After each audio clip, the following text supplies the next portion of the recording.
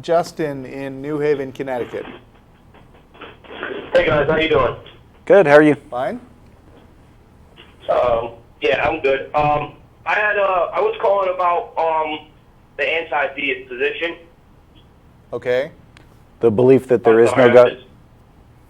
Yeah, the belief that there is no God. Okay. That assertion. First, I want to make a qualification and say that I do like the atheist position. I like the intellectual consistency of saying, there's not enough evidence to support the claim that a God does in fact exist. But I also feel like if we do take the burden of proof on our shoulders, not saying that you have to, but if we do take it on our shoulders, I do believe that there is enough logical reasoning and proof out there to provide us with the amount of proof to represent that position. Okay. And one of the things I wanted to say was I was watching Iacoletti, and one of the things he does right away when he sees somebody in order to play his little word game is he says, do you think that it is in fact impossible for the God of the Bible to exist? And then the atheist, because of his intellectual consistency, says, well, anything's possible, but it's unlikely. I think you can answer that question, yes, through any definition of the word impossible that we can really think of.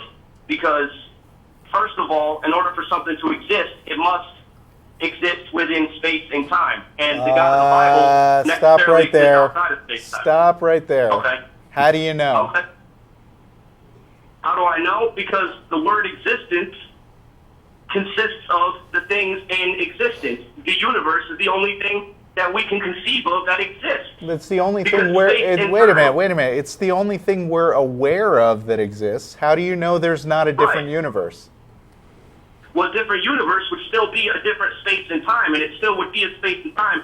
And if a deity or a being of a different universe created us, it's not a God by anybody's sense of the word. I'm sorry, but what you're saying right now is not justified by current scientific understanding. I mean, we know what happened back to the Planck time in the universe, but prior to a certain period of time, the laws of physics are so basically different in that singularity that there is no knowing the nature of the stuff that came before it.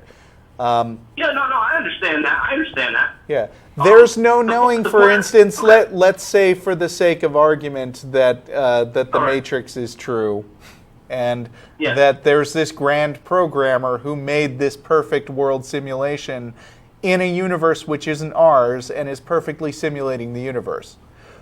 But that wouldn't be God. That would just be another being. Well, I mean, it depends on how far you're willing to stretch the definition of God.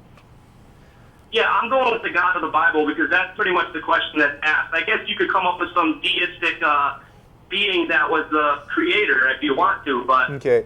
But I mean, when you go so far as to say the only thing that can exist has to exist in space and time, I think you're making an absolute assertion that I'm not even sure I, as an atheist, should accept.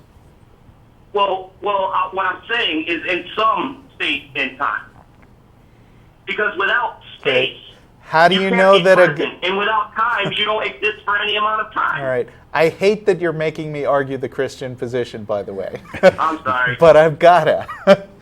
Okay, go ahead.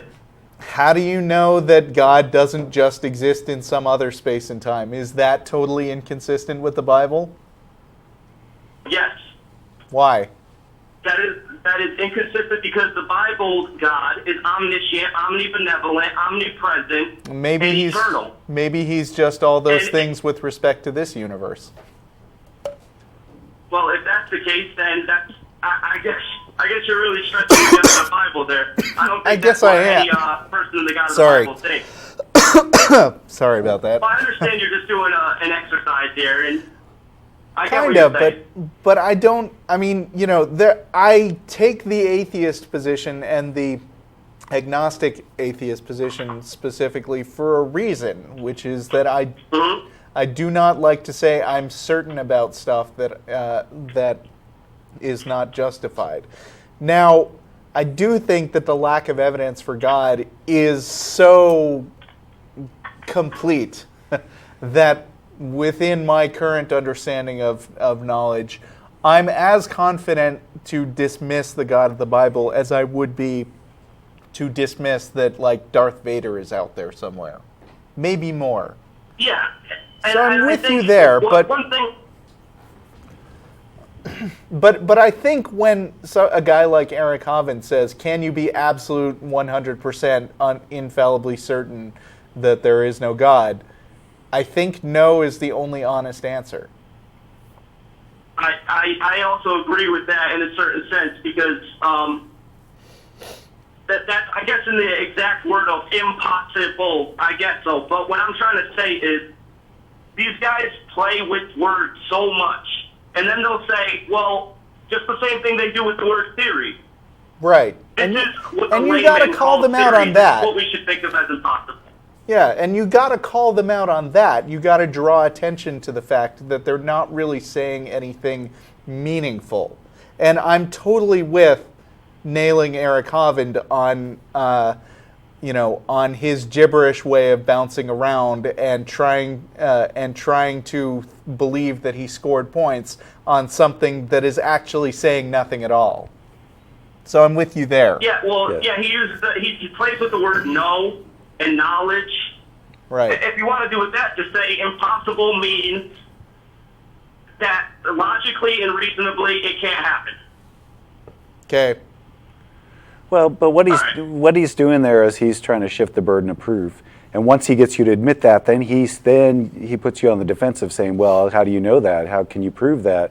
And then it's also a misunderstanding of atheists, because once he admits that you can't be certain, then he says, "Well, then you can't be an atheist, because everyone knows atheist means that you're sure there is no God." So, Okay. So that's why it's a basic. Damn, I thought I had one on this one.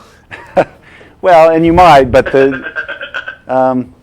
using that in kind of an argument or a debate situation, then you have to start proving your claim and supporting it. Honestly, I wanted to. I've done the position that you're holding pretty much every time I talk to anybody. This was kind of new for me, but I thought I had it and I didn't. So. Well, and I'm not. Thank you for setting me straight. Well, and I'm not saying you don't have it, but it definitely changes the dynamic for sure, because he still needs to demonstrate that the God he believes in is real, and he hasn't met that burden of proof. So by kind of distracting you from that subject, it kind of throws it off the rails, I would say.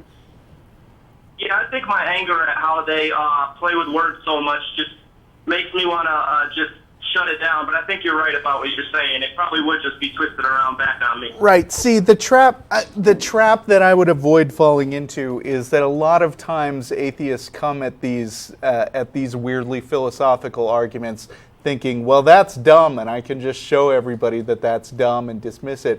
And the problem is they wind up saying things like making assertions that most secular philosophers even would warn them to stay the hell away from. And there is a bit of a responsibility if you want to start going up against guys like Eric Hovind or even Ken Ham, who I thought was a miserable failure. Whether I would ever have a chance to go up against them. I would never meet them or anything. Right. But I mean, it's not always just as easy as saying, well, yeah, I do know that, because you can wind up getting wound up in a bunch of logical stuff that doesn't make sense from your end. So I'd be playing right into their heads. In a way, yeah. I mean, that's part of what presuppositional apologetics is trying to get you into.